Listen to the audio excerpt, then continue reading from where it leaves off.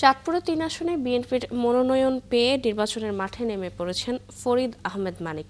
নিজেকে দীর্ঘদিনের পরীক্ষিত নেতা দাবি করে একাত্তর টেলিভিশনকে তিনি জানান, তৃণমূলের সঙ্গে নিবিড় সম্পর্ক রাখার পুরস্কার পেয়েছেন তিনি। তাই সবার আগে তিনি ভাবছেন কর্মীদের সংগঠিত করে ভোটারদের মন জয় করার। আলামিন ভূঁইয়ার প্রতিবেদনে বিস্তারিত। চাঁদপুরের রাজনৈতিক অঙ্গনে পরিচিত মুখ শেখ ফরিদ আহমেদ মানিক। জন্ম ও বেড়ে ওঠা চাঁদপুরের গ্রামীণ জনপদে। ছাত্র জীবনেই রাজনীতির সঙ্গে যুক্ত হয়ে সংগঠনের বিভিন্ন পর্যায়ে দায়িত্ব পালন করেছেন তিনি।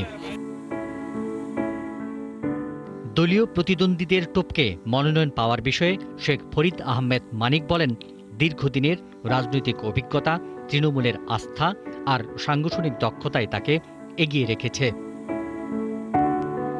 এবার আওয়ামী লীগ প্রার্থী না থাকলেও অন্যান্য দলের প্রতিদ্বন্দ্বীদের হালকাভাবে নিচ্ছেন না তিনি। বললেন, ভোটে প্রতিটি প্রার্থীই তার কাছে সমান শক্তিশালী।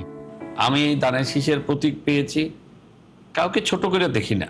সবাই যারা ধানের শীষের বিরুদ্ধে নির্বাচন করছে তাদের সবাইকে আমি মনে করি সবাই শক্ত প্রতিদ্বন্দ্বী। ছোটভাবে কাউকে দেখার কোনো অবকাশ আমার নাই। তিনি জানান, ভোটারদের ঘরে ঘরে এরই মধ্যে দলের বার্তা পাঠিয়েছেন।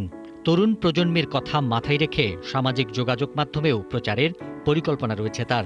ছাত্রদল, যুবদল, স্বেচ্ছাসেবক, বিএনপি, মহিলা দল, কৃষক দল, শ্রমিক দল, সকল অঙ্গ সংগঠন ঘরে ঘরে যাচ্ছে। আপনারা খোঁজ নিলে জানতে পারবেন। এটা মনে করি যে আমাদের নির্বাচনে এই প্রক্রিয়াটা আমাদেরকে অনেক দূর আগে নিয়ে যাবে। একটা সাইবার টিম করা হয়েছে, কেন্দ্রের থেকেও আমাদেরকে এটার ব্যাপারে যথেষ্ট প্রশিক্ষণ দিচ্ছে এবং আশা করি আমরা ওই প্রশিক্ষণের মাধ্যমে আমরা সামাজিক যোগাযোগ মাধ্যমে কেউ যদি আমাদেরকে কোনো ন্যারেটিভ তৈরি করার চেষ্টা করে সেটার বিরুদ্ধে আমরা অবস্থান নিতে পারবো।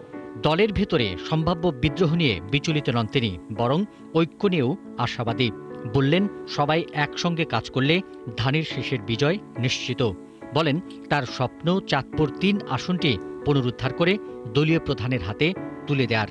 সাধারণ জনগণের কাছেও আমরা তখনও গিয়েছি, তো তাদের যে প্রত্যাশা যে একটি সুন্দর চাঁদপুর হবে, যেহেতু এটা চাঁদপুর জেলার মধ্যে হেডকোয়ার্টার, কিন্তু সেই প্রত্যাশার 10% মানুষ পায় নাই।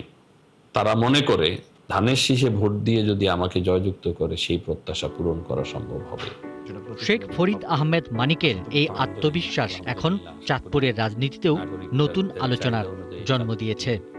গড়ে তুলব আমরা সবাই মিলে। এটা পিন্টু হাজং, ৭১।